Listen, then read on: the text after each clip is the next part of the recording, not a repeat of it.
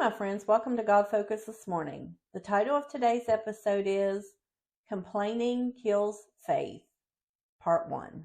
I want to talk to you today about how important it is to not be a complainer. The word complain is defined as to express dissatisfaction or annoyance with something, grumble, find fault with someone or something, to criticize. Since God has given us what we have, if we complain, we're saying, God, what you've done for me is not enough. Let that sink in for a moment. We're telling God that everything you have done for me is not good enough. He created life. He created us. He came and died to repair the damage that man done to the world that God had created. And we are saying the work on the cross and everything you've done for me since is not even enough. I often speak about our words and how they have power. I'm very passionate about this subject because I know firsthand how complaining and looking at everything negatively can destroy a person. When I was suffering with depression, I made it worse by focusing on the negative. It made the hole I was in even deeper and darker and more hopeless by complaining and speaking negativity. The things we focus on, we magnify in our lives. If we focus on God, His place in our life becomes bigger. If we focus on negativity and wrong, it will become bigger in our lives. Complaining is making God smaller and magnifying the enemy. I recently had a friend tell me they heard a minister say that complaining is worship to the enemy.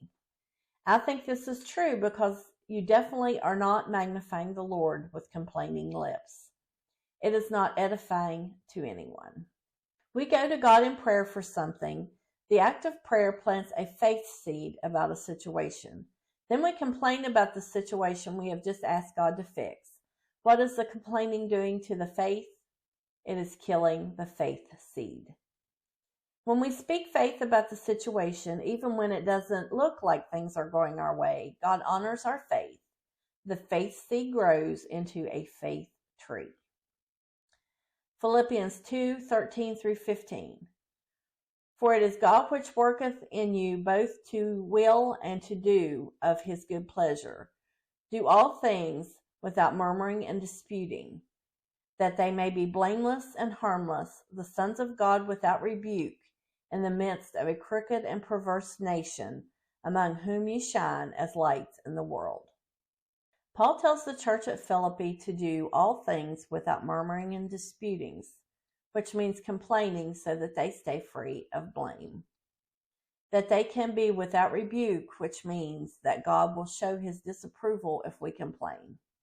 He actually punished the children of Israel for complaining and speaking words of murmuring and negativity.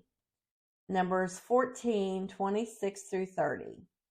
And the Lord spake unto Moses and unto Aaron, saying, How long shall I bear with this evil congregation, which murmur against me? I have heard the murmurings of the children of Israel, which they murmur against me. Say unto them, As truly as I live, saith the Lord, as ye have spoken in my ears, so will I do to you. Your carcasses shall fall in this wilderness, and all that were numbered of you according to your whole number, from 20 years old and upward, which have murmured against me.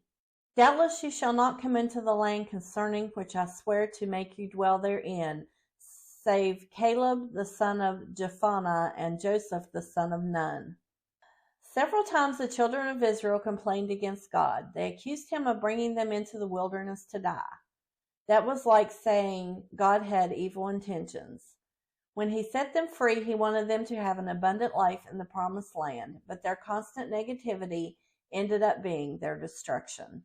He set them to wandering around and around in circles until all of those that came from Egypt from 20 years old and older died in the wilderness, except Joshua and Caleb. Joshua and Caleb had faith and trusted God at His word. They were the only two out of the 12 spies that went out to spy out the promised land that came back with a good report. They didn't go to see that it was good. It was everything that God said it would be, and they were sent to check out the strongholds of the inhabitants there and to make a strategy to take the land. But the other 10 allowed their fear to override their faith. Then when they spoke out of fear and negativity, God allowed their words to define their destiny. Think about that for a moment. God let their words define their destiny. Many had complained that he brought them out of Egypt to die in the wilderness, so that is exactly what happened to them. They never received what God had for them because of their griping and complaining. Today, think about the words you say. Are they complaints? Are they words of faith? I pray they're words of faith. Faith can move mountains. Complaining keeps you going around the same mountain as you wander in the desert. Tune in tomorrow for part 2 of this subject.